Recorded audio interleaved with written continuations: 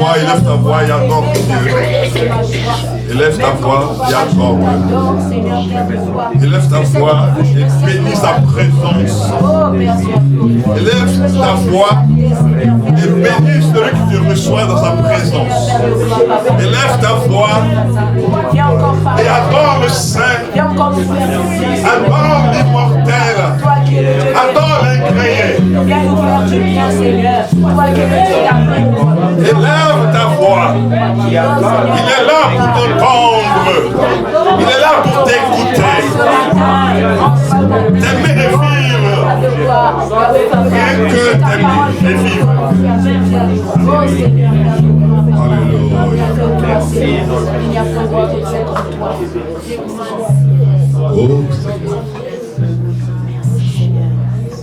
Oh Seigneur, mon âme est tranquille auprès de toi, car tu es pour moi une citadelle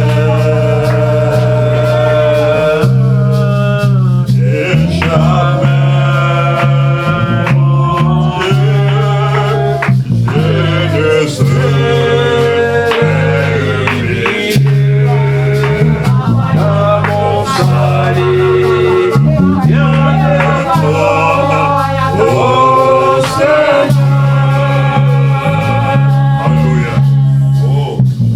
Oh Seigneur.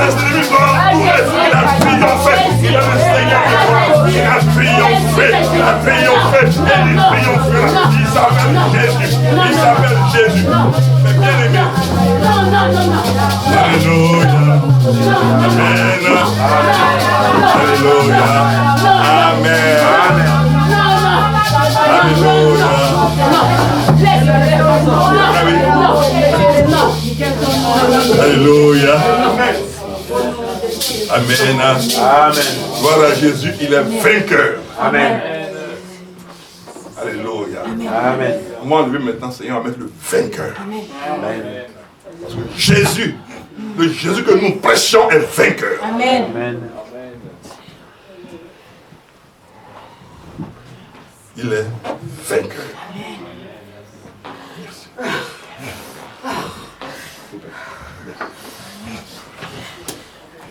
Merci.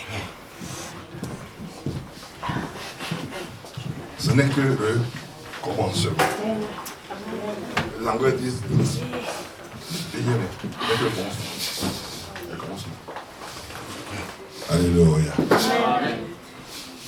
Jésus est vainqueur. Tout le monde, regardez à l'esprit. Il va se passer des choses terribles à l'église ici. Je vous avais déjà prévenu. Je vous ai dit, il va se passer des choses. Je vous avais déjà dit. Le Seigneur, depuis le Cameroun, avait commencé quelque chose de terrible, de fort, de puissant, et qui va répandre sur la bonne nouvelle. Mais quelque chose de comme un ouragan qui va passer. Alors, je voudrais que chacun de nous se prépare à cela. Oui. Prépare-toi à cela. Parce que ça ne ratera personne. Même moi-même y compris. Parce que ce que Dieu va déployer, il va le déployer pour la gloire du nom béni de Jésus. Amen. Afin que chacun de nous soit un témoin authentique. Amen. Alléluia. Un témoin quoi? Authentique. C'est-à-dire quand je serai en train de parler, tu vas voir Dieu à l'œuvre. Alléluia. Que Dieu soit béni. Amen. Alléluia. Gloire à Jésus. Il y a mon petit-fils Vladimir qui est là. Sois le bienvenu. Je suis content de te voir. On va t'apprendre les chants, puis tu vas commencer à chanter aussi. Oh oui. Sois béni. Allons dans la parole bénie de Dieu. Le thème de ce jour s'intitule Tout concourt. Mais je crois que, par la grâce de Dieu, on va l'étudier sur 2 dimanches.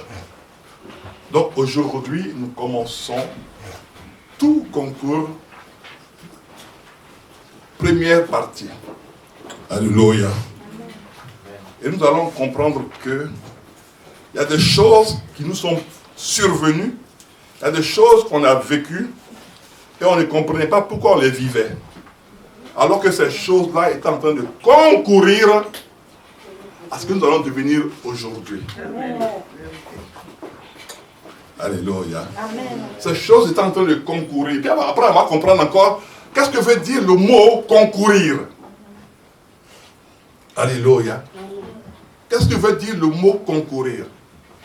Mais quand on va comprendre après la signification profonde du mot concourir, donc c'était ça.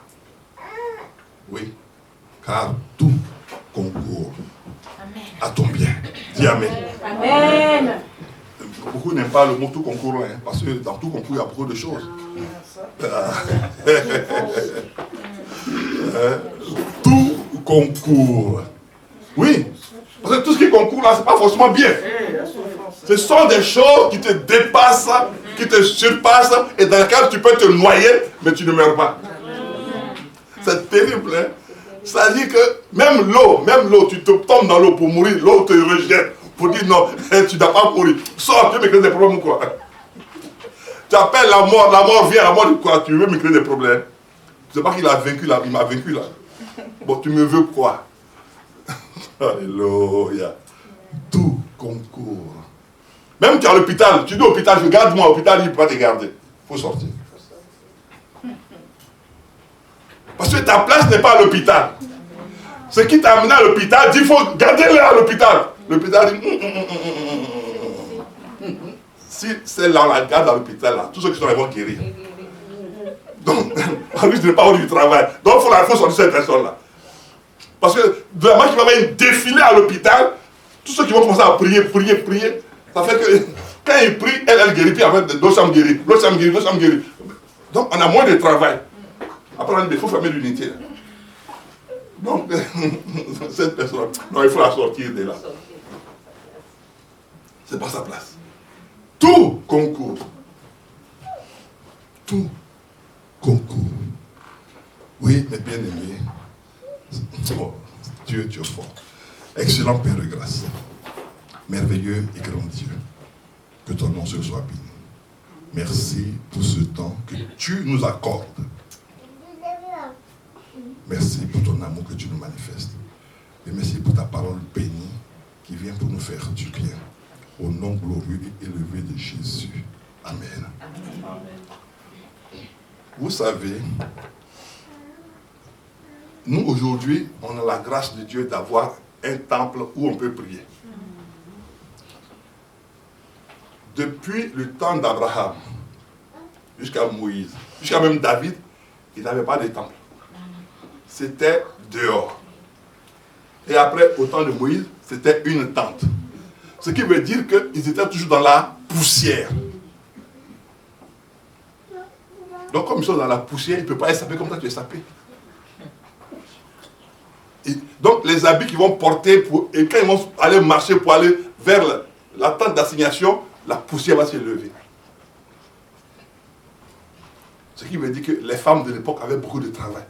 Parce que si ton mari, il va derrière les moutons, il va après à la tente d'assignation, toute la poussière qui se lève là, il va dire, il faut laver l'habit là. Parce que samedi prochain, je dois partir encore. Ça fait du travail. Et les femmes de Dieu, elles se plaignent, il y a trop de travail. Retourne un peu 4000 en arrière. Tu as demandé aux femmes de là-bas, comment vous faisiez? Elle va te dire, ma fille, c'était notre époque, on était formés pour ça. Alléluia. Amen. Les femmes d'aujourd'hui, quand on dit un peu, il y a trop de travail à faire, il y a trop de choses à faire. Que Dieu vous bénisse. Amen. Oui, parce que c'est aussi votre époque. Alléluia. Amen. Donc, tout concourt pour ton bien. Dis à ton voisin, tout concourt pour ton bien.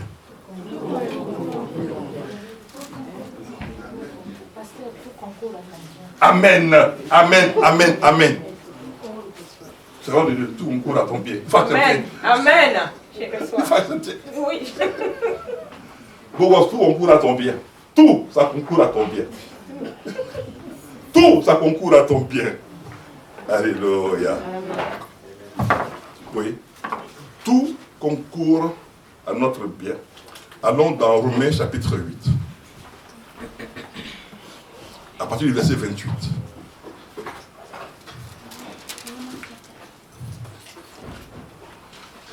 Alléluia. Amen. Nous savons du reste, je lis la parole bénie de Dieu, nous savons du reste que toutes choses concourent au bien de ceux qui aiment Dieu. Est-ce que vous voyez la différence? Ce n'est pas ceux que Dieu aime. Mais c'est ceux qui font quoi? Qui aiment Dieu. Là, c'est là qu'il y a le problème. Parce qu'il y a une chose qu'on n'a pas compris et qu'on ne comprendra pas et que Dieu va nous faire la grâce de comprendre aujourd'hui. Suivez bien, je vais le lire dans sa globalité. Nous savons du reste que toutes choses concourent au bien de ceux qui aiment Dieu, de ceux qui sont appelés selon son dessein, donc son plan, selon son organisation, car ceux qu'il a connus d'avance, il les a aussi prédestinés à être semblables à l'image de son Fils, afin que son Fils fût le premier-né entre plusieurs frères et sœurs. Et ceux qu'il a prédestinés, ah oui, je crois que c'est au verset 28. Oui, verset. Voilà, je crois que c'est ça. Et ceux qu'il a prédestinés, il les a aussi appelés. Et ceux qu'il a appelés, il les a aussi justifiés. Et ceux qu'il a justifiés, il les a aussi glorifiés. Mais souvent, on oublie qu'il y a une glorification. On ne voit que les problèmes. Alléluia. On ne voit pas la glorification, mais on voit les problèmes. Mais là, nous avons à peu près 4 choses. Sinon, on va voir 7 choses. La première chose, tout concourt au bien de ceux qui font quoi? Ceux qui aiment Dieu. La première chose, c'est aimer Dieu. Quand tu aimes Dieu, tu deviens de facto, ipso facto, l'ennemi du diable, pleinement. Le diable te déteste. Et en même temps, il cherche des salariés dans ta famille pour te détester pour lui. Il embauche des gens dans ta famille pour te détester.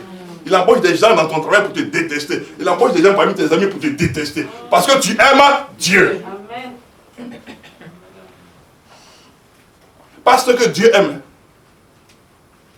Mais parce que tu aimes Dieu. Vous savez, souvent on s'étonne que c'est à un certain âge qu'on connaît Dieu. Non, C'est parce que même depuis des fois tout petit, ton cœur est attaché à Dieu. Et comme depuis tout petit, ton cœur est attaché à Dieu, comment je vais vous expliquer maintenant pour comprendre, pour que chacun comprenne comment depuis tout petit, son cœur était attaché à Dieu. Parce que depuis tout petit, tu n'aimais pas l'injustice. Depuis tout petit, ce que tes amis font, tu ne veux pas faire la même chose. Donc, ce qui veut dire que ton cœur était déjà attaché à Dieu. Tu avais déjà des dispositions pour Dieu. Depuis tout petit. Et c'est parce que depuis tout petit, ton cœur est attaché à Dieu. Ton cœur aime les choses de Dieu. Et que le diable dit, je vais lui créer quoi? Des problèmes. Donc, il va embaucher des gens maintenant pour te créer des problèmes. Donc, la première chose, c'est aimer Dieu. Ceux qui aiment Dieu. Et la deuxième, le monde entier est sous la puissance de qui? Du malin. Donc, c'est le malin qui embauche les gens pour venir faire quoi? Te persécuter. Le diable va embaucher des gens pour venir te persécuter. Tes frères vont te persécuter. Tes soeurs vont te persécuter. Tes collègues vont te persécuter. Ton mari peut te persécuter. Ta femme aussi peut te créer des problèmes. Pendant que tu veux marcher avec Dieu, elle peut te créer toutes sortes de problèmes. Parce qu'elle a été embauchée par le diable. Pourquoi? Parce que tu aimes Dieu. Amen. Oui, les deux premières choses. Parce que tu aimes Dieu, le diable embauche des gens contre toi. Et tout ce que tu as cherché à entreprendre, il va faire que ça va échouer. Ça va échouer. La troisième raison, pour que tu renonces à Dieu. Donc il veut te pousser à renoncer à qui? À Dieu. Vous voyez? Troisièmement, le diable veut te pousser à renoncer à Dieu. C'est-à-dire que l'attitude, l'intégrité, ta façon de penser, comment tu voulais te tenir et te retenir là, le diable va commencer à te créer des problèmes pour que tu ne puisses plus tenir ce que tu devais faire. Et c'est là que tu vas voir tes amis de part et d'autre vont te dire, mais comment toi tu dis quoi même? Mais regarde, tu dis plais, comment toi une jolie fille comme ça, tu peux te comporter ainsi. Tu te comportes comme quelqu'un qui est insensé. Ça, c'est le diable qui est en train de faire son travail. Vous voyez. Ce sont les personnes qui l'ont embauché qui sont en train de faire leur travail comme cela. Pour te détourner de quelque chose que Dieu a préparé pour toi. Le troisième élément. Le diable embauche des gens, ils sont même... Ce qui est terrible avec le diable, quand il t'embauche, il te dit même pas que tu as un salaire. Après, il va t'écrire encore des problèmes. Oui, mais ce que vous ne savez pas, la Bible nous a expliqué. Le salaire du péché, c'est quoi? Mais, bon, attendez. Si moi je suis embauché quelque part, puis je sais que le salaire c'est la moi, je démissionne. Avant que la fin du monde arrive là, je démissionne.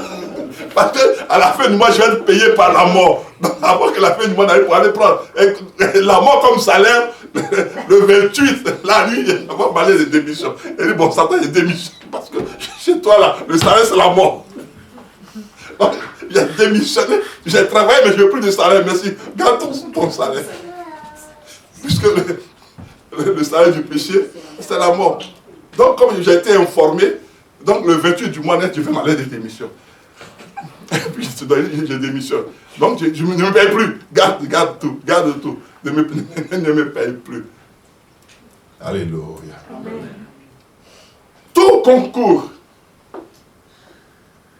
Donc, la troisième chose, c'est que les personnes, ça peut commencer par tes parents, tes amis, tes collègues, toutes sortes de personnes que le diable va embaucher pour t'amener à renoncer à ta dignité. Non, ta dignité, c'est quoi? C'est ta communion avec Dieu. Vous savez, chacun de nous, depuis tout petit, avait une conscience de Dieu. Il y a des choses que tu n'aimais pas faire. Il y a des choses qui te répugnaient. Mais cependant, sur le parcours de ta vie, tu as rencontré des gens qui t'ont dit, il faut faire ça.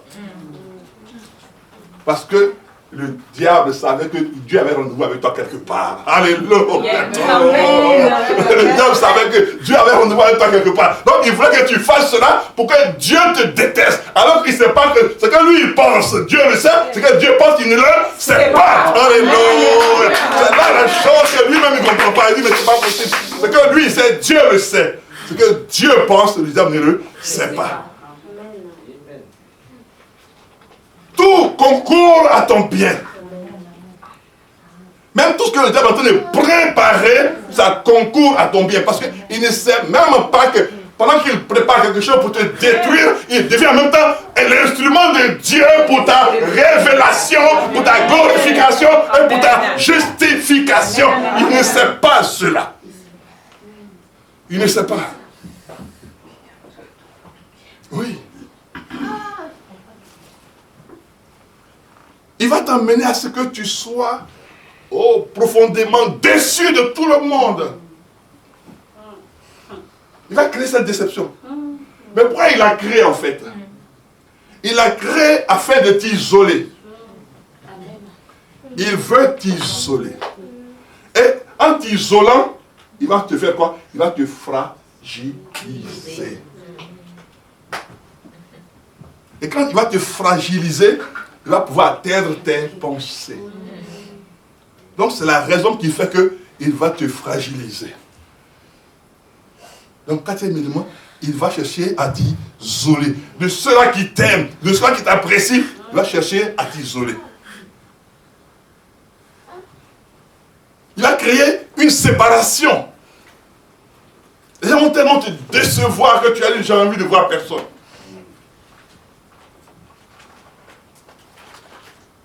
Oui, mes bien-aimés, regardons, prenons un exemple tout simple.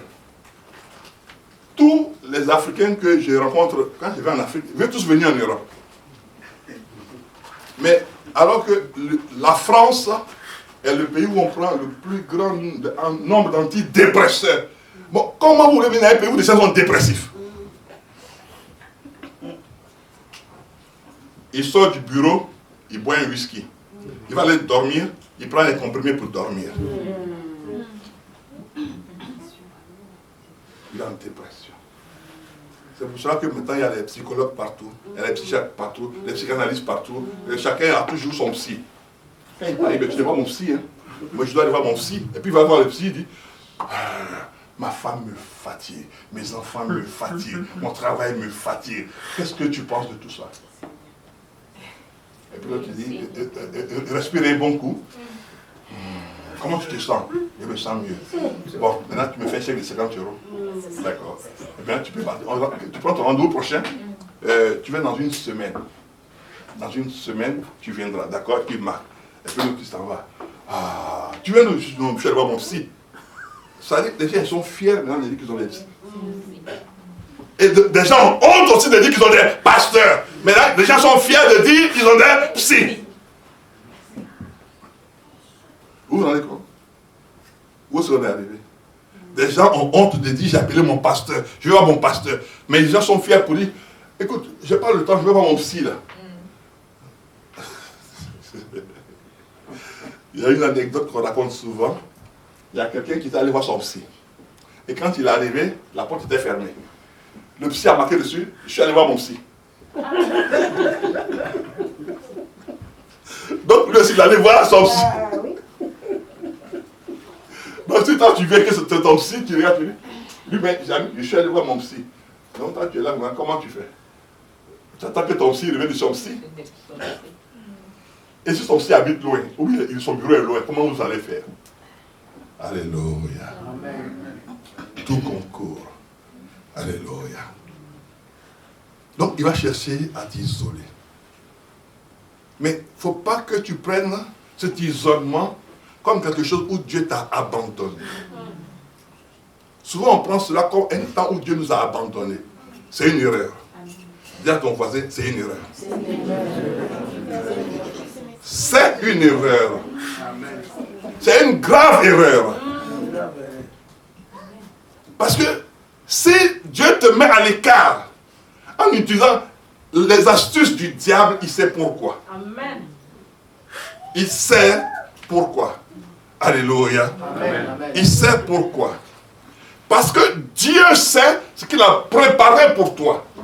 Et il faut que tu sois mis à l'écart pour que tu reçoives d'abord ce qu'il a préparé pour toi, afin que tu rentres dans ce pourquoi il a préparé ça pour toi. Oui, c'est pour ça que Dieu permet toujours que tu sois à l'écart. Et à l'écart, c'est le lieu de la préparation. Et le lieu de la préparation est le lieu en place pour être envoyé. Donc, quels que soient les problèmes, Dieu te mettra toujours à l'écart dans les problèmes, dans les difficultés, mais il sera toujours avec toi. Amen. Amen. Il dit, je ne te délaisserai point.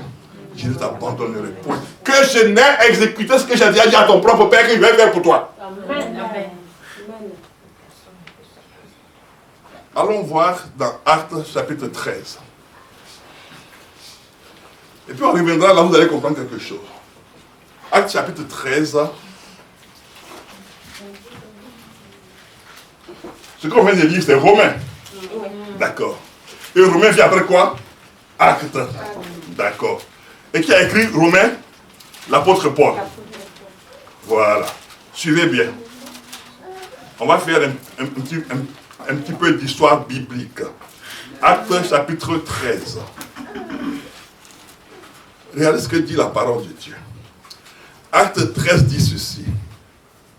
Versets 1 à 4.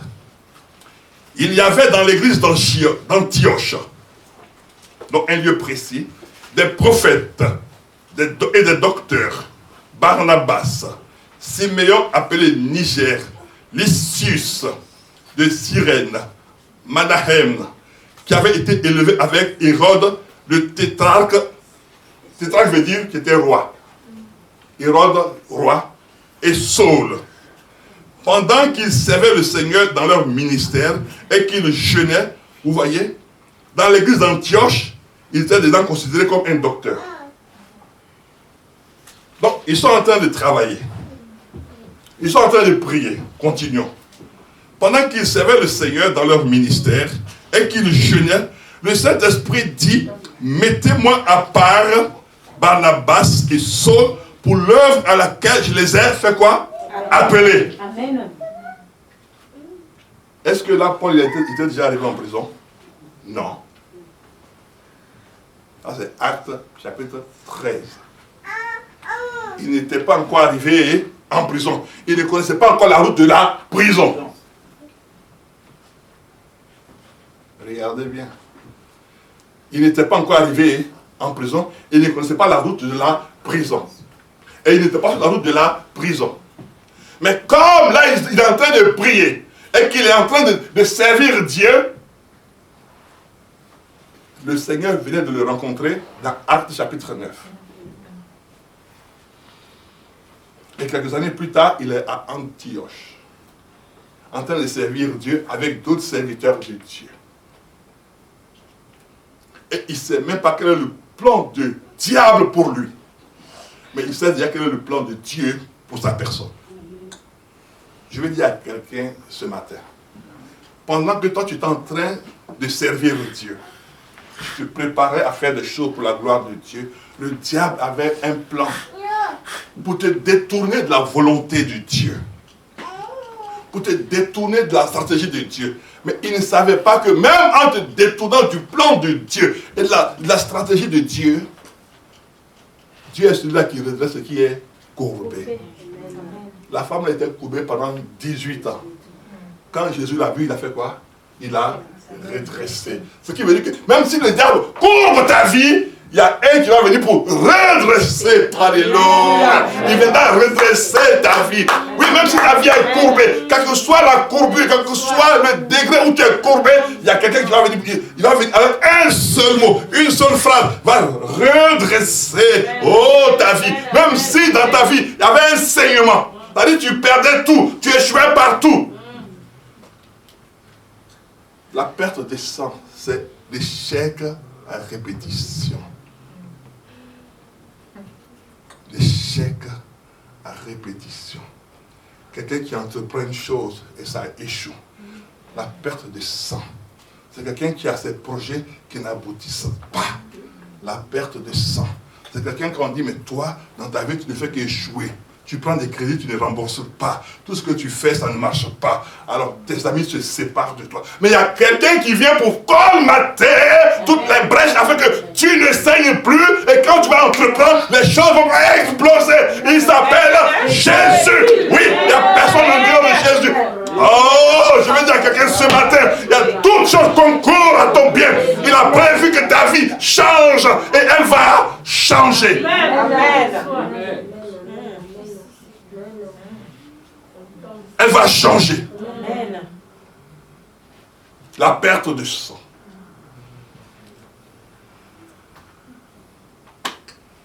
La perte du sang. Tu perds. Tu as un peu d'argent, ça disparaît. Dans les choses, tu ne comprends pas. Tu dis, mais qu'est-ce que j'ai fait avec cet argent? J'avais beaucoup d'argent, mais qu'est-ce que j'ai fait avec? La perte du sang. Et quand les gens voient, mais elle a toujours l'argent, mais ça ne marchait jamais dans sa vie. La perte de sang. Je crois que Dieu répond à la question, à la préoccupation de quelqu'un ce matin, avec cette révélation de la perte de sang. Tu vas voir qu'à sortir d'aujourd'hui, tes finances, ton travail, ce que tu vas gagner, tout cela, c'est-à-dire toutes les poches de dépenses seront colmatées. Amen. Au point où tu vas voir que ton salaire ne bougera même plus quand tu as sorti la dîme et les actions de grâce. Ton salaire restera intact et tu vas en jouir et tu vas bénir Dieu pour lui. Seigneur, merci parce que tu as arrêté le saignement de mes finances. Tu as arrêté le saignement de ma vie. Tu as arrêté tous les saignements afin que ma vie reprenne. Amen. Amen. Oh. Tout concourt. Continuons. Alors, verset 3. Alors, après avoir jeûné et prié, ils leur imposèrent les mains et les laissèrent partir. Barnabas et Saul, envoyés par qui? Par le Saint-Esprit. Vous voyez? Voici pourquoi il dit toujours aux gens, ne vous pressez pas de servir Dieu. Et ne mets pas sur ton dos le ministère que Dieu ne t'a pas donné. Parce qu'à chaque ministère, il y a ses problèmes. À chaque ministère, il y a ses attaques. À chaque ministère, il y a ses oppositions. Des gens qui se lèvent pour dire, non, mais moi Dieu m'a appelé, puis on ne veut pas que je serve Dieu là. Ah, si on te dit à toi, profite pour t'asseoir encore. Oh. Amen. Amen. Amen.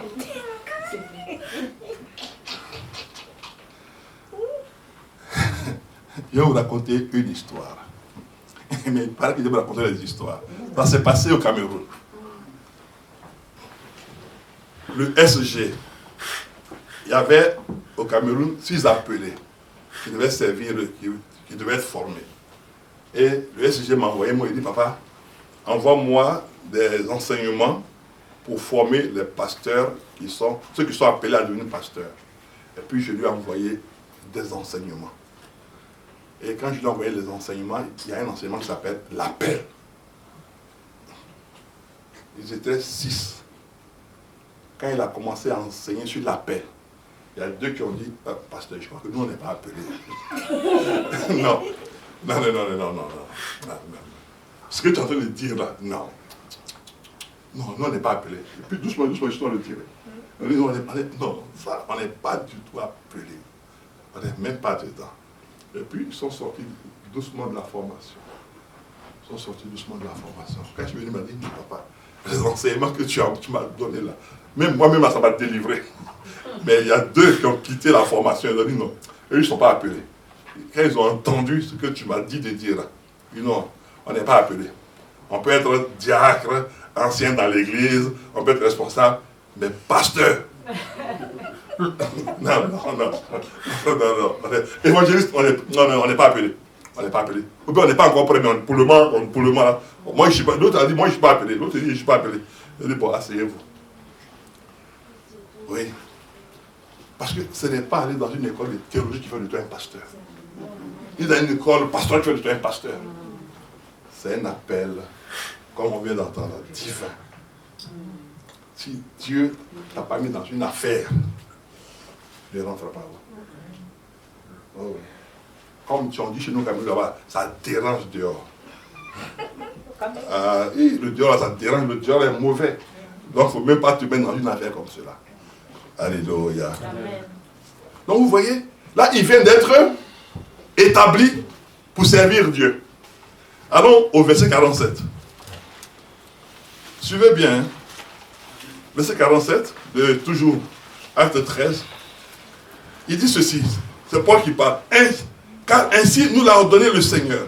Je t'ai établi pour être la lumière des nations, pour porter le salut jusqu'aux extrémités de la terre. Est-ce que là, il y a un problème encore? Non. Il n'y a pas de problème. Donc, voici l'apostolat de Paul. Alléluia. Amen. Mais là, il est en train de marcher en tant qu'apôtre. Oh, il a été oui. Il est établi. Oh, il a été mis à part. Oh, Dieu est avec lui. Oh, Dieu est pour lui. Dieu parle avec Paul. Paul parle avec Dieu. Ça, c'était acte combien? 13. Ah. Maintenant, quand Paul était dans la joie d'acte 13, il y a acte 16 qui est arrivé. Allons voir dans acte 16. Acte 16 à partir du verset 20.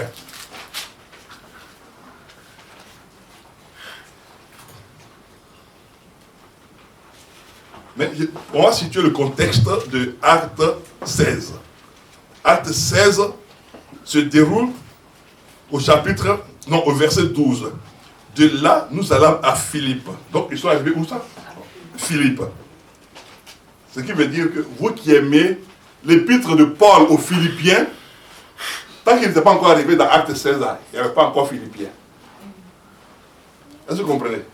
Tant que Paul n'était pas encore arrivé dans Acte 16, il n'y avait pas encore Philippiens. Il n'y avait même pas encore d'église à Philippe, qui est la principale ville, la Macédoine, qui veut dire peut-être la capitale, la Macédoine. Alléluia. Donc maintenant, on est à Philippe. Et à Philippe, il se passe une chose. Verset 20. Il vient de faire une délivrance à Philippe. Et le verset 20 nous dit ceci. Ils les présentèrent aux prêteurs en disant, ces hommes troublent notre ville. Les prêteurs, c'est qui? Ce sont les magistrats du coin. Donc, on va déposer plainte contre eux. Contre ce que Dieu a appelé. Contre ce que Dieu a établi, ce que Dieu a choisi. On dépose plainte contre eux. Les gens pensent que quand on dit il est apôtre, toutes les portes s'ouvrent. Il y a aussi les portes de prison qui s'ouvrent. Il y a aussi les portes de difficultés qui s'ouvrent aussi. Il y a aussi les portes de désert qui s'ouvrent aussi. Il y a aussi les portes de prison qui s'ouvrent aussi. Et là, c'était la porte. Il y avait une porte qui allait s'ouvrir là.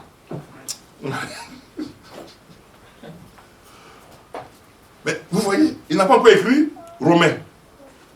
Il n'a pas encore écrit le épître de Paul aux Romains.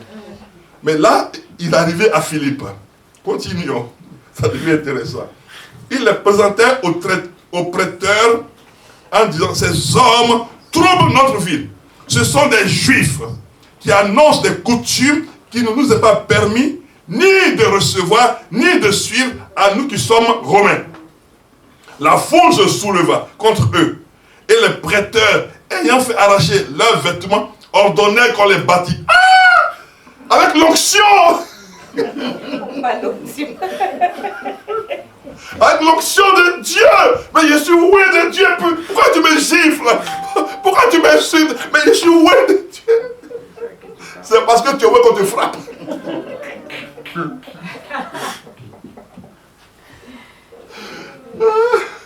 C'est parce que tu es oué qu'on te critique. On parle mal de toi, c'est parce que tu es oué.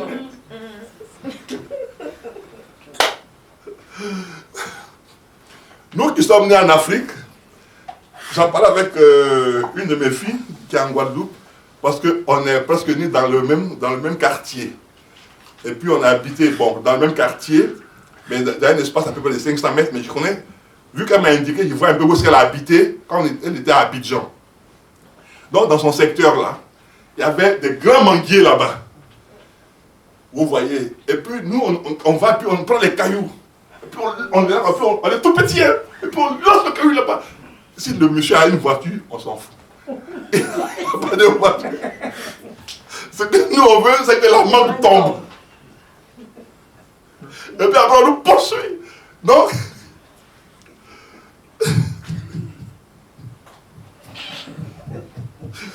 oh Seigneur. Oui. Alléluia. Amen. Vous voyez, on arrache, on les bat. Pourquoi je parle de manguier? Parce qu'on ne lance des cailloux que sur des manguiers qui ont des bonnes mangues.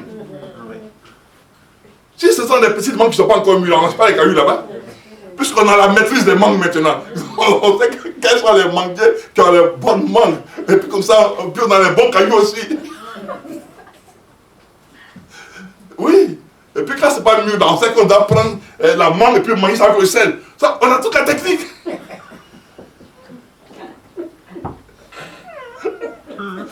Ça rappelle des souvenirs à beaucoup de personnes. Hein, mon frère Jean, ça rappelle des souvenirs. Hein, mon fils José, ça rappelle des souvenirs. Hein? Oui, tu prends une mangue qui n'est pas mûre, puis tu mets un peu de sel, puis tu manges, puis tu es content. Les piments aussi. Ah, mais... Vous voyez?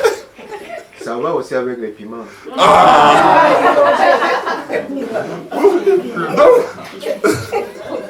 Donc l'onction attire le coup. La manière que les manguiers avec les belles mangues là attirent les cailloux, l'onction attire le coup.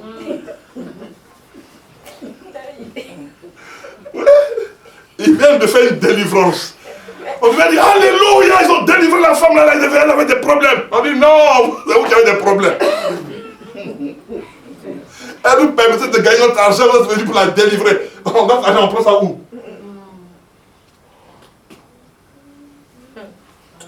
Mais attendez, notre argent, on prend ça où? C'est-à-dire, en fait, nous, on était là pour bloquer la vie de quelqu'un pour que cette personne-là, sa vie nous rapporte de l'argent. Et toi, tu viens pour délivrer sa vie, alors toi, tu as des problèmes avec nous. Donc, nous, on va te créer des problèmes.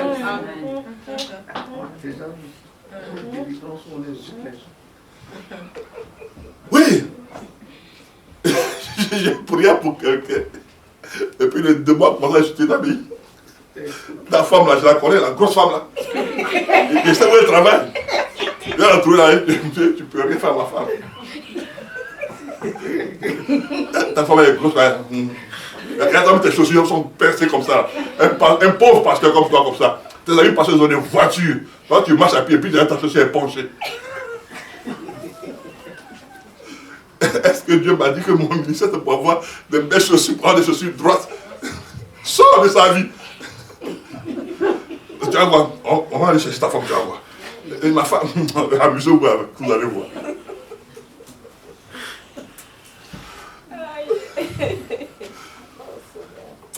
Alléluia.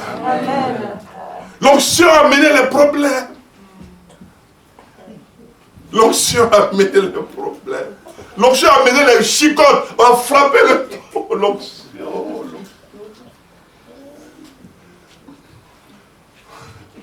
Comme parlait un jour le Vita Lingano, il dit il prêchait un jour à Bangui. Pendant sa prédication, c'était un évangéliste.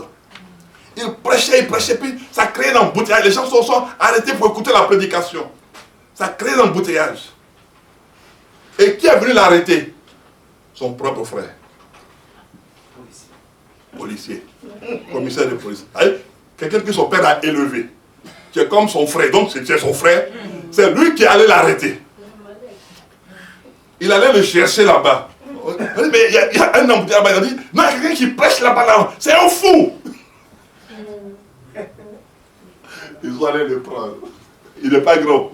Ils l'ont déshabillé. Ils l'ont jeté en même temps dans une cellule. Entre-temps, dans la cellule là, il y a un gros vase comme ça, où tous les gens se soulagent. Quand ils l'ont poussé là-bas, sa tête est rentrée dedans même.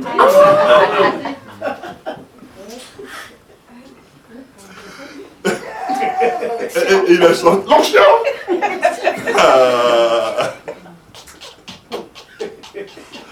L'onction, Ils ne savent pas de quoi ils parlent quand ils parlent de l'onction. Et tant que tu n'as pas encore eu, et puis tu n'as pas vécu ce que ça produit là. Quand tu vois les belles choses, tu dis non. Quand papa parle, je vois que la puissance de Dieu se dégage. On va t'expliquer où on est passé pour que ça se dégage. Tu as dit, ah, il faut garder pour toi là, je ne veux pas. Alors il est resté comme ça pendant des jours. Et ça s'est devenu des cheveux en même temps sur ta tête. Il était en prison, en petit caleçon. Ils l'ont frappé. Oui, l'onction. Non, vous plaisantez. Quelques jours plus tard, on le sort de prison. On dit, tiens, va. Il sort de prison avec tout ce qui est ça sur lui. Hein. Il va encore s'asseoir à l'autre côté là-bas pour prêcher encore de l'onction. C'est encore toi. C'est encore toi. Je ne peux pas faire autrement. Je suis obligé de prêcher. L'onction, ça n'ouvre pas les palais. Ça ouvre d'abord les portes de la prison. Ça ouvre les portes du manque. La prison, c'est le manque. C'est le manque de considération. Tu as l'onction, on peut te mépriser, on peut te piétiner, on peut te parler mal, mais tu as l'onction de Dieu. Vous voyez. Ah, Seigneur. Mais les coups faisaient quoi? Mais ça contribuait à sa formation biblique, à sa formation apostolique. Il dit qu'il est apôtre, non? Mais il va goûter au coup qu'on donne aux apôtres. Parce que le premier apôtre, il a été quoi? Frappé. Ceux qui viennent après lui seront quoi aussi? Frappés.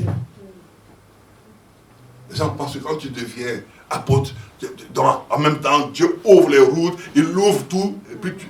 Non. Non, c'est pas ça. C'est pas ça, peuple de Dieu. Verset 22. La foule se souleva contre eux, et les prêteurs ayant fait arracher leurs vêtements, ordonnèrent qu'on les bâtît de verges. Après qu'on les eut chargés de coups, ils les jetèrent en prison, en recommandant aux geôliers de les garder sûrement. Le geôlier ayant reçu l'ordre, ayant reçu cet ordre, les jeta dans la prison intérieure. Vous savez, il y a la prison, il y a les cellules, et puis il y a une prison intérieure. La prison, de toutes les prisons, c'est-à-dire c'est le lieu que tout le monde redoute. Dans les prisons, quand tu es têtu, quand tu fais trop de dégâts, voilà, on te met à l'écart. Et tu es isolé. Et tu es isolé. Et c'est un coin où quand on met les gens, quand ils sortent, ils deviennent fous. Oui, parce que ça peut être un coin où il y a le soleil qui te tape. Ça chauffe. Quand il fait chaud, tu as chaud. Quand il fait froid, tu as encore plus froid. Et quand tu sors de là-bas, quand on te dit, ne touche pas, tu ne touches même plus. Même ça, ne touche pas là. Même si ton nez t'est gras, tu es ta famille gras, parce que tu as goûté au coin là-bas. Alors, ce qui maintenant devient intéressant, verset 25. Vers le milieu de la nuit, Paul et Silas priaient. Et ils faisaient quoi? Ils chantaient. Donc, l'onction, même si on te frappe, ça te pousse toujours à chanter. Amen. Vous voyez? Ça te pousse à faire quoi? À chanter. Même dans ta misère, tu chantes. Dans ta pauvreté, tu chantes. Dans les problèmes, tu chantes. On dit, mais tu n'as pas de problème. Tu dis, mais je ne peux pas ne pas chanter. Je ne peux pas ne pas servir Dieu. Je n'ai rien à manger, mais je veux parler de mon Dieu. Je n'ai rien à manger, mais je te partage mon repas. Je n'ai pas d'habits, beaucoup d'habits, mais tiens une chemise. Mais on dit, mais tu n'as rien, c'est pas grave. Mais je ne peux pas ne pas le faire. C'est ça l'onction. L'onction, ce n'est pas recevoir, c'est donner. L'onction, ce n'est pas recevoir.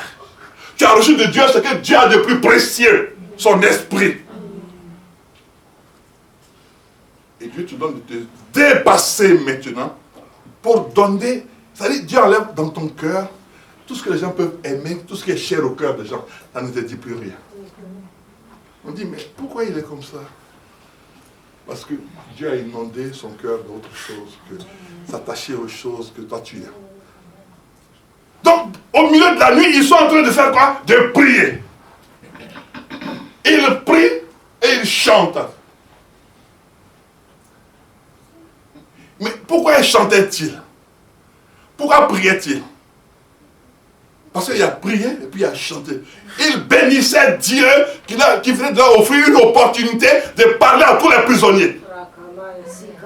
Ils ont besoin en train de prier, Seigneur, merci, parce que tu permets aujourd'hui que nous soyons dans ce lieu. Ils nous ont jugés dignes de nous frapper à cause de ton nom. Et Seigneur, merci parce que tu bénis ce lieu, tu bénis ces prisonniers, tu bénis le géographe, tu bénis la ville. C'est pour cela que cette ville sera appelée une ville à servir Dieu. Seigneur, tu bénis ceux qui nous ont frappés, tu les bénis. Eux, ils ont frappé Saul. Ils ne savaient pas qu'il était romain. Ils ne savaient pas qu'il était... Ce n'est pas écrit sur son visage romain. Mais pourtant, il est romain. Il est juif, né de juif, mais il est romain parce que la Rome avait occupé son territoire. Donc, de par sa naissance, il est romain. Il dit, non, mais on va louer Dieu. On va chanter la gloire de Dieu. Mais pourquoi tu veux qu'on chante la gloire de Dieu? Le Seigneur a dit, pourquoi? Il dit, non. Parce que Dieu vient de sauver une âme. Cette femme qui était possédée, elle vient d'être délivrée. Et parce qu'elle est délivrée, elle va témoigner de sa famille que nous l'avons délivrée. Et qu'elle ne sera plus livrée maintenant à la rue, aux gens. Alors chantons la gloire de Dieu. Elle dit, c'est pas vrai, c'est pas faux ça. Importe, c'est pas faux. On va chanter la gloire de Dieu. Oui. Venez voir comme Jésus-Christ est bon. Venez voir comme Jésus-Christ. Il dit, mais comment? Il est bon comment? Vous en pouvez plus dire Jésus est bon. Venez, venez, venez, venez. Venez voir comme Jésus-Christ est bon. Venez voir comme Jésus-Christ délivre. Vous êtes en prison puis délivre-vous. Venez voir comme Jésus-Christ délivre.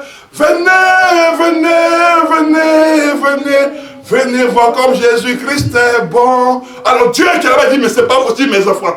Ils sont en train de chanter la gloire de Jésus. Oui. Et Dieu est tellement content. Il est tellement content. Après Paul dit, on chantait, Seigneur, ton œuvre, nous la ferons. Nous ferons l'œuvre du Seigneur. Il dit, non, non, les enfants, non, c'est pas possible. Et bien, il tape son pied, mais non, les enfants sont trop forts. Pendant que Dieu tape son pied sur le sol maintenant, la prison s'ouvre en même temps. Et tous les prisonniers sont délivrés. Les chaînes tombent, les portes de prison s'ouvrent. Et le juge dit, ça n'est pas possible. Des gens qu'on a mis en prison.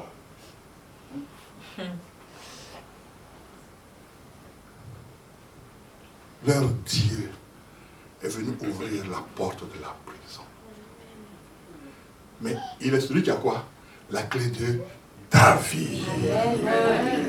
Il a ouvert les portes de la prison. Il n'a pas ouvert la porte de la prison sur l'extérieur. Il a ouvert sur l'intérieur. Pourquoi a-t-il ouvert sur l'intérieur? Parce qu'il voulait que tous les prisonniers entendent parler de Jésus. Amen. Et qu'ils donnent leur vie à Jésus. Et qu'ils soient sauvés par Jésus. Oui. Amen. Même quand tu traverses des moments difficiles, Dieu t'amène toujours des personnes pour que tu leur parles de Jésus. Amen. Mais c'est toi qui dis, mais comment je peux parler de Jésus? Moi-même j'ai des problèmes. Comme cette femme à Abidjan. Des gens en Afrique font l'évangélisation de porte en porte.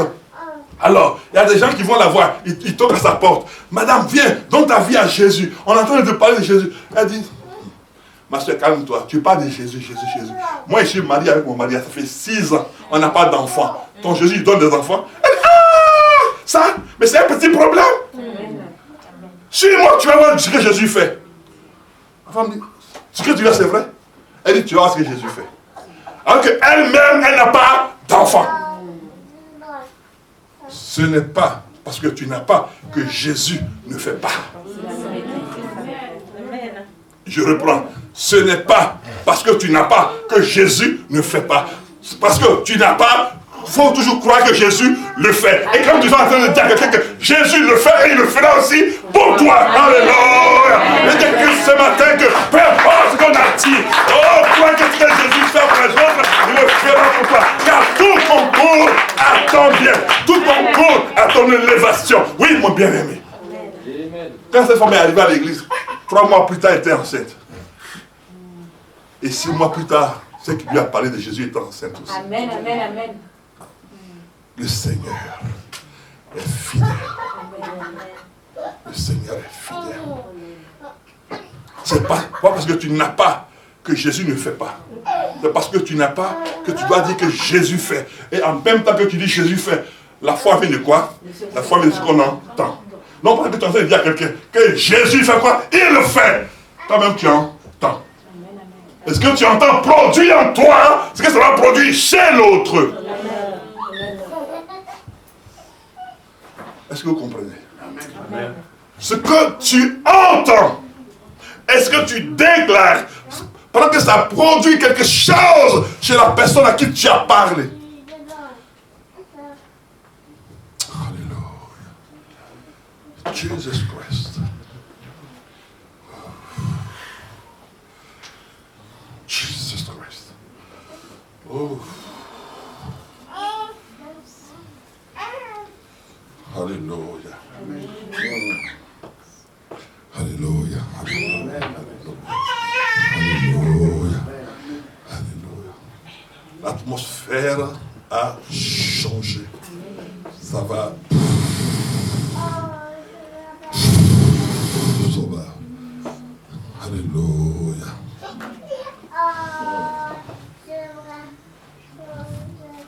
Oh, Jesus Christ. Jesus Christ. Jesus Christ. Jesus Christ. Allons dans, alléluia, dans 1 Corinthiens. 1 Corinthiens 1.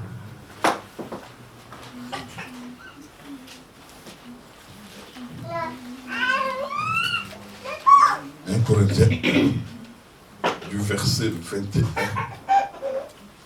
au verset 24. 1 Corinthiens 1, verset 21 au verset 24.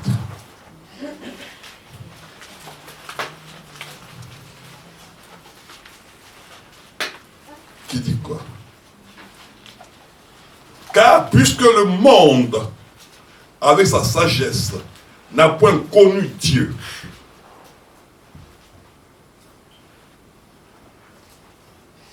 puisque le monde, avec sa sagesse, n'a point connu Dieu, dans la sagesse de Dieu, il a plu à Dieu de sauver les croyants par la folie de la prédication. Est-ce que vous comprenez quelque chose là? Il a plu à Dieu de sauver les croyants. Par quoi? La folie. Mais c'est quoi la vraie folie? La folie de la prédication, c'est d'annoncer, que Jésus sauve. Quelqu'un qui a été cloué à la croix, toi tu prêches pour dire qu'il sauve. C'est une folie. La deuxième folie, Jésus guérit. Mais c'est une folie. Vous voyez? La Bible dit, par la folie de la prédication. Donc la prédication est une folie. Tu vas dire à quelqu'un que Jésus te guérit, Jésus te délivre, c'est une folie. Mais pendant que tu es en train de le dire, tant que le nom de Jésus est, l'évangile est christocentré, le nom de Jésus agit. Le nom de Jésus agit. Jésus délivre. Amen. Jésus restaure. C'est une folie de dire à quelqu'un que Jésus guérit. A-t-il guéri? Oui. Il a guéri. Il a guéri les lépreux. Il a guéri les malades. Il a guéri. Donc, quand tu es en train de parler de cela, ça s'appelle la folie de la prédication. Oui, mais c'est pas possible. Il a été cloué à la croix. Comment il peut dire? Il n'a pas pu se sauver. Et puis il peut sauver quelqu'un. Non. Mais c'est parce qu'il voulait que je sois sauvé qu'il n'est pas descendu de la croix. Donc ça fait de la folie. Il a été enterré. Il est sorti de terre. Ça fait de la folie. Les gens disent non, mais c'est pas possible. Humainement, quelqu'un qu'on enterre, il ne sort pas de terre. Mais lui, il est sorti de terre. Ça fait de la folie. Il a délivré ce fou qui était au cimetière. Ça fait de la folie. On dit cet homme-là, cette femme-là, sa vie ne peut pas changer. Et toi, tu arrives, tu dis non, sa vie peut changer. Ça fait de la folie. D'où la prédication de la croix est une folie. Amen. Accepte d'être traité de fou. Parce que tu prêches la croix. Puissance de Dieu. La croix, puissance de Dieu. Et lieu de défaite du diable et de ses démons. Quand nous dit Colossiens, Colossiens dit, il a effacé l'acte dont les ordonnances te condamnaient. Il a publiquement humilié, triomphé, vaincu les dominations, les autorités, en les couloirs publics. Ce n'est pas en cachette. Publiquement à la croix. Mais c'est de la folie de dire qu'il a vaincu à la croix. Mais quand tu parles de la puissance de la croix, les démons, eux, sont au courant. Et ils sont obligés d'obéir et de libérer la vie des gens qu'ils occupent illégalement. D'où la prédication de la croix est une folie. Alléluia. La prédication de la croix. Paul ne prêchait pas la croix. Paul était un pharisien zélé. Mais quand il a commencé à prêcher la croix, et qu'on a vu dans Acte 16, et que la puissance qu'il a reçue, il a donné de délivrer une personne, à partir de quoi? De la puissance de la croix. Est-ce que vous comprenez maintenant? Puisque Paul n'a pas connu Jésus, pour que Jésus dise, je te donne la puissance, le pouvoir. Mais Paul a été, la croix lui a été révélée. Est-ce que vous comprenez maintenant? La puissance de la croix lui a été révélée. La défaite de Satan et ses démons sur la croix lui a été aussi révélée. Donc c'est pour ça que Paul peut se tenir pour dire que toi tu as été vaincu à la croix. Donc sors de la vie de cet enfant-là. Au nom de Jésus qui a vaincu à la croix. Et les gens ont dit mais c'est pas possible. Comment il peut parler avec assurance de quelqu'un qui a été crucifié et puis lui dit qu'il est vivant? D'où c'est une folie. Mais tu es fou! Non, je ne suis pas fou. Toi, tu seras délivré.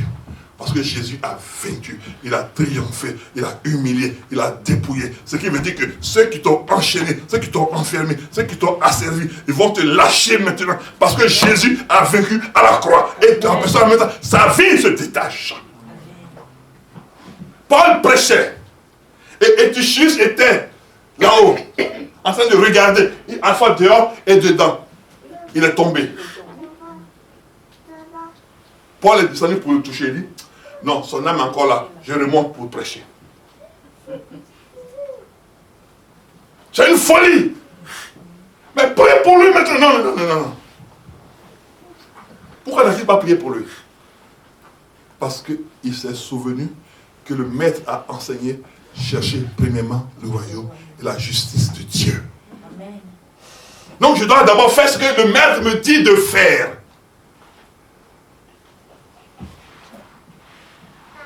Et après cela, il va le réveiller. Ça ne nous rappelle pas quelque chose? Seigneur, ton ami que tu aimes là, il est malade. Viens le voir. Il dit, ah d'accord, c'est entendu. Va dire aux filles que j'arrive. Et puis il fait encore 4 jours là-bas. Ah! L'homme chez qui tu allais, puis tu mangeais beaucoup là. Et puis quand tu viens, on prépare pour toi, et puis on transpire là. Il est malade, toi tu viens même pas. Ouais, voici des gens. Quand ils viennent chez toi, tu leur donnes à manger. Quand tu as des problèmes, tu les appelles, ils ne viennent même pas. Non, Marthe, pleurons, notre frère il est mort, pleurons. Pleurons, on va faire quoi? On va faire comment? C'est fini, il est mort. On va aller l'enterrer. Celui qu'on allait chercher, on comptait sur lui, il va venir. Il n'est pas venu. Alors on va l'enterrer.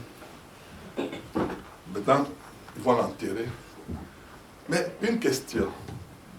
Si le Seigneur était venu le premier jour de la maladie de Jean, où serait la gloire de Dieu?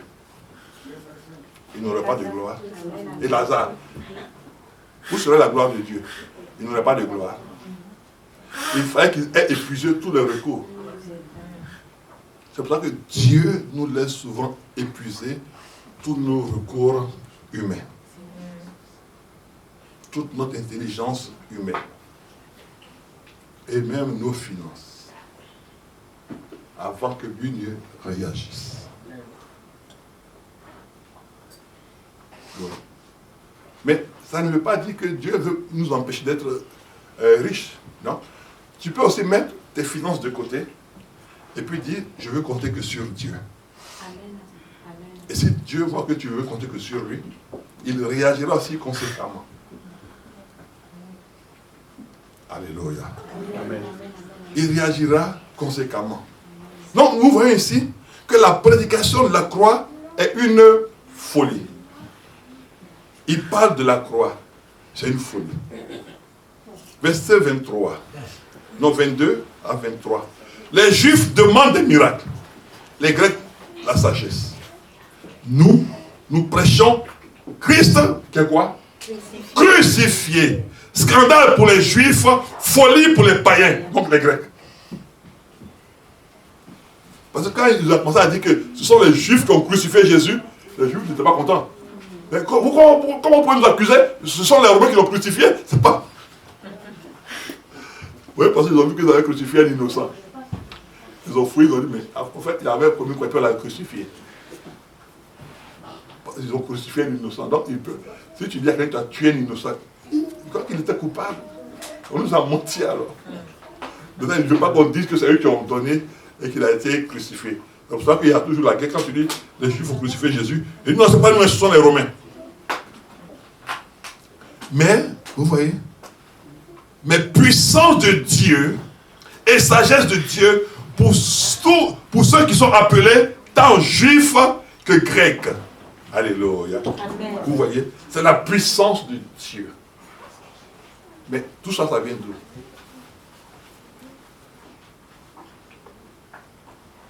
Vous voyez, depuis qu'on a frappé l'apôtre Paul, les épîtres ont commencé. Il a commencé à être quoi? Inspiré. Après les coups, il a commencé à être inspiré. Parce que les coups l'ont rapproché davantage de son Dieu. L'isolement l'a rapproché de son Dieu. La persécution l'a rapproché de son Dieu. Tout ce que tu peux vivre de méchant, de mauvais, cela ne doit pas t'éloigner de Dieu. Mais au contraire, te rapprocher de ton Dieu. Dis Amen. Amen. Oui. Ça doit te rapprocher de ton Dieu. Les difficultés doivent te rapprocher de ton Dieu. L'incompréhension. Oh, peu importe comment ton mari se comporte, comment ta femme se comporte, ça doit te rapprocher de ton Dieu. Comment tes enfants se comportent, ça doit te rapprocher de ton Dieu. Parce qu'il est la seule personne qui peut rassembler tout le monde. Beaucoup de femmes ont amené leur mari à devenir serviteurs de Dieu. J'ai un collègue ici. C'est sa femme qui allait à l'église. Il dit, selon lui, il faisait ses affaires. Et sa femme ne le voyait pas souvent. C'est en Côte d'Ivoire. Et la femme priait pour son mari, pour ses affaires. Un jour, les affaires sont tous égarés. Le mari dit à sa femme, bon, je vais t'accompagner à l'église. Ils sont arrivés à l'église, paf, Dieu l'a saisi. Aujourd'hui, il est devenu pasteur. Et Dieu l'a ouvert la porte, et bien ils sont venus en France. Après, il dit, mais c'est ma femme qui allait à l'église au départ. Vous voyez? Ce type de témoignage, moi j'en ai une bonne quantité. Alléluia. Amen. Ne regarde pas à ta souffrance, mais regarde à la grandeur de ton Dieu. Allons dans... Paul a été frappé dans quelle ville? À Philippe. Ah, d'accord. Donc, on va chez qui maintenant? Ah, ben vous avez vu, non? Ce qui veut dire, ouais, ça m'a fait rire un peu quand j'étais en train de travailler sur ce thème-là. Ce qui veut dire que si on n'avait pas frappé à Philippe, ce passage n'allait pas exister dans la parole de Dieu. Vous voyez, quand il y en a qui aiment le passage là, faites connaître vos besoins à Dieu par des prières, des supplications. Il y a quelqu'un qui a des frères. Quelqu'un a été frappé pour ça. Quelqu'un a été jeté en prison pour que toi tu aies ce passage-là. Quelqu'un a été attaché pour que tu aies ce passage-là. Son dos a été déchiré pour que tu aies ce passage-là. Mais lui-même il dit quoi maintenant? Celui qui a été frappé puis son corps déchiré, il a dit quoi?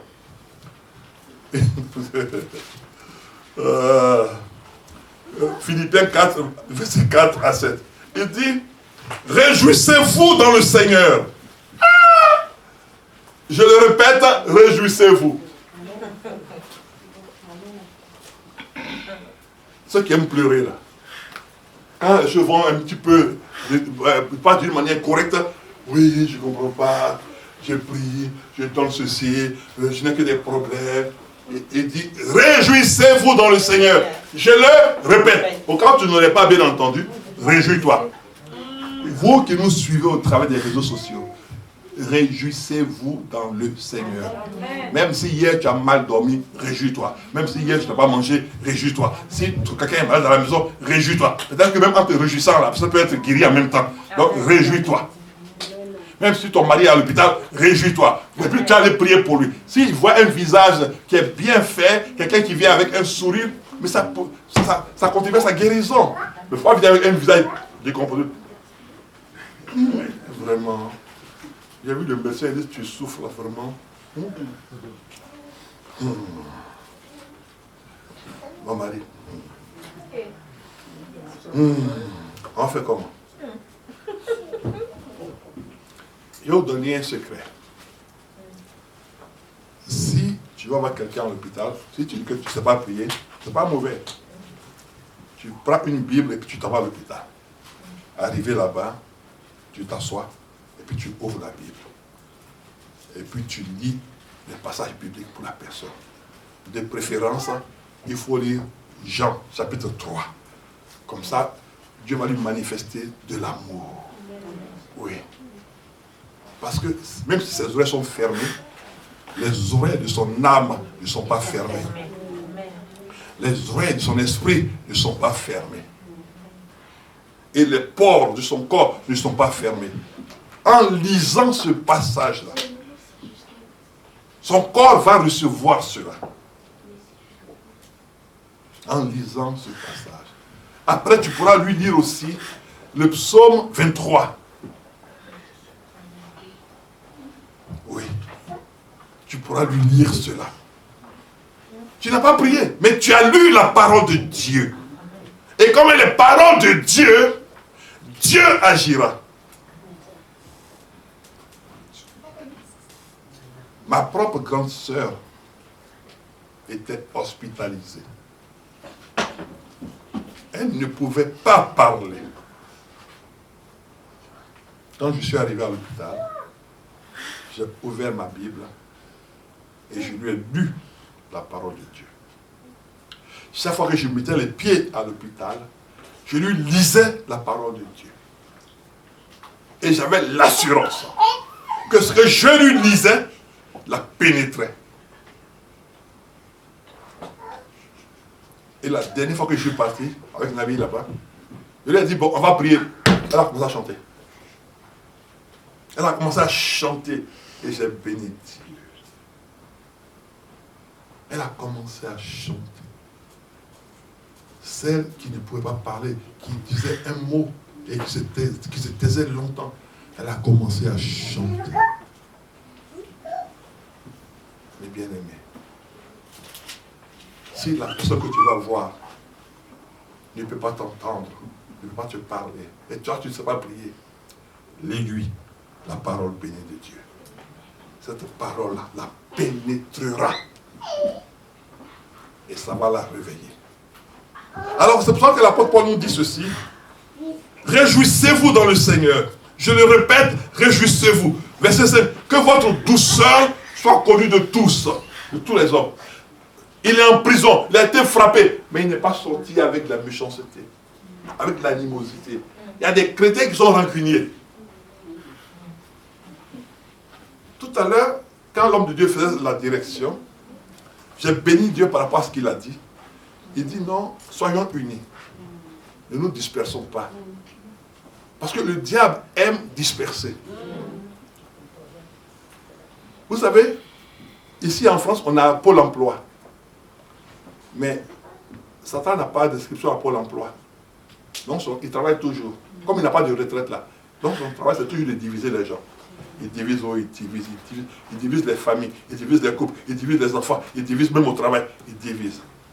Mais c'est la maison de Dieu qui rassemble. Amen. Et l'homme de Dieu a dit, ne nous divisons plus. Ne nous divisons plus. Parce que si on s'accorde, on devient une force. Amen. Et parce que le diable sait que nous, on va devenir une force qui pousse les gens à se diviser. Et l'homme de Dieu a été inspiré pour dire, ne nous divisons plus. Amen. Oui. Alors, formons la famille et devenons la force que Dieu veut que nous devenions. Amen. Ensemble. C'est ensemble. Ce n'est pas moi seul. Mais c'est ensemble. C'est ensemble qu'on sera fort. Je bénis Dieu qui l'a inspiré pour nous dire ça ce matin. Parce qu'en prison, si vous voyez bien, Jésus envoyait ses disciples, ils étaient combien quand il les envoyait? 2. Et en prison, ils étaient combien? Donc sa parole venait de faire quoi? Et il a dit que là où il y a 2 ou 3 qui sont là en son nom, il est où? Et bien, vous voyez qu'il était vraiment... Et comme on ne peut pas l'enfermer, donc les portes sont ouvertes, il se fait quoi? Voilà, c'est tout. Il ne peut plus être enfermé. Il a accepté l'enfermement pour nous. Parce qu'on était enfermés. Mais depuis qu'il est sorti de prison, il n'accepte plus l'enfermement. Donc il ne peut plus accepter que toi tu sois enfermé. C'est pour ça qu'il a dit à son serviteur, dis-leur maintenant d'être ensemble, de former un bloc. Alléluia. Réjouissez-vous dans le Seigneur. Réjouis-toi dans le Seigneur. Que votre douceur, que la douceur maintenant soit dans la vie de chacun d'entre vous. Amen. Il faut que la colère, la nervosité quitte nos cœurs. La rancune. Oui, mais il m'a fait ça. Mais tu vas voir avec moi. Et puis tu vas à l'église après. Puis tu vas danser pour Jésus. Ou bien tu vas chanter pour Jésus. Ou bien tu vas prendre la scène. Il y a des gens qui se maudissent eux-mêmes. Non. Dans ton cœur.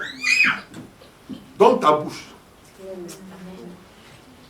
Je vous ai dit ici, souvent on dit qu'il y a des grands péchés, mais il y a des péchés qui sont pernicieux. Comment tu es chrétien et puis tu gardes une rancune à quelqu'un depuis longtemps? Et puis tu veux à l'église ensemble. Et puis quand tu es chrétien et puis tu prends aussi des crédits, tu ne rembourses pas. Si. Il y a des chrétiens qui aiment prendre des crédits et puis ils ne remboursent pas. Et puis quand tu vas le calmer, ouais, mais toi, on n'est pas à l'église ensemble. Parce qu'on est à l'église, on a changé, on a essayé de lobotomiser. Rembourse mon crédit.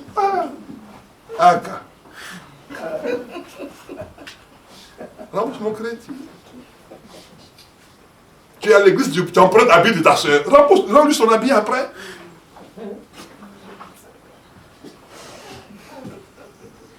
Oui, tu peux emprunter, on peut te prêter. Mais quand tu as fini de porter là, rends-lui sa chose. Ben, tu dis, mais on m'a vu, vous êtes trop belle dedans, donc je l'ai gardé. C'était pas le contrat. C'était pas le contrat. Donc, le contrat était que je te prête et puis tu me remets. Quand tu as fini de faire ta beauté là, remets-moi. Dieu est en train de toucher des points là-bas. Rends-lui sa chose. Oui, parce que quand tu empruntes ta bille, quand tu sors, tu es trop content d'être dedans. On ne te cherche pas, mais tu te montres seulement. Tout le monde est assis, toi tu passes seulement. Tu passes, tu viens, tu passes, tu viens. On t'appelle pas. Même les toilettes sont de l'autre côté, hein, mais tu passes ici pour aller aux toilettes là-bas. Tu fais le tour. Oh Seigneur, aide-nous. Seigneur, aide-nous. Seigneur, aide-nous. Seigneur, aide-nous. Seigneur.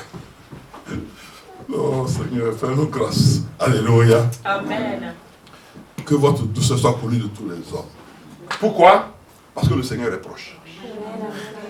Si tu es doux dans ce que tu fais quoi? Tu rapproches le Seigneur. Amen. Si tu veux qu'il soit toujours proche de toi, sois doux. Doux veut dire accepte tout ce qu'on peut te faire, tout ce qu'on peut te dire. Tu permets au Seigneur de te prendre en charge. Le Seigneur est proche. Alléluia. Amen. Et maintenant, le fameux verset que Nabi aime. Faites, ne vous inquiétez de rien. Mais en toute chose, faites connaître vos besoins à Dieu par des prières de supplication avec des actions de grâce. Et la paix de Dieu, quand on le frappait là, il ne pensait pas ça. Hein? Il a reçu le coup là, il n'y avait pas la paix de Dieu dedans. C'était écrit. Mais aujourd'hui, nous avons ce passage merveilleux. Et la paix de Dieu qui dépasse, qui surpasse toute intelligence, gardera vos cœurs et vos pensées en Jésus-Christ. Donc, qu'est-ce que ça veut dire tout cela? Ça veut dire que tout ce que l'apôtre Paul a vécu, comme humiliation, comme coup, comme emprisonnement, ces choses ont concouru à ce qu'il devienne l'apôtre de la grâce. Mais ça veut dire quoi? Et ces choses, en fait, ont travaillé. Ça a concouru. Ça a travaillé. Chaque coup qu'on lui donnait travaillait pour son élévation. Chaque coup qu'on lui donnait travaillait pour la révélation. Chaque coup qu'on lui donnait travaillait pour sa glorification. Donc, ces choses mises ensemble ont commencé à travailler. Donc, si on te parle mal à l'église, ça travaille pour ton élévation. Si quelqu'un a fait quelque chose, t'a fait mal, ça travaille ton cœur pour que tu t'abandonnes davantage à Dieu. Amen. C'est ça concourir, c'est travailler. Tout ce que tu peux vivre et subir à l'église, ça travaille. Ce que tu peux vivre et subir au travail, ça travaille. Tout ça, ça travaille pour que Dieu t'élève au temps marqué par Dieu. Et toutes ces choses concourent à ton bien et pour la gloire du nom béni de Jésus. Alléluia. Et comme je disais que c'était la première partie, on aura une deuxième partie parce que c'est encore beaucoup plus profond et plus pertinent. Et nous vivrons des choses merveilleusement glorieuses avec ce passage-là qui est tout concourt au bien de ceux-là qui aiment Dieu. Amen. Que Dieu bénisse chacun d'entre vous au nom merveilleux de Jésus.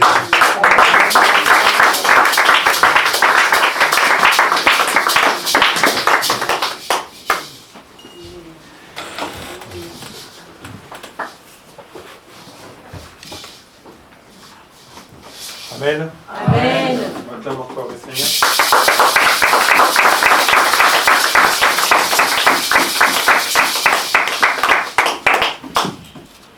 La prédication a été claire. Tout concourt au bien de ceux qui aiment l'Éternel. Ne sois pas pressés d'insulter Dieu quand ça ne marche pas. Peut-être il va t'amener à quelque chose de bien après ces passages du désert. Amen. Amen. On va s'élever. On va bénir le Seigneur pour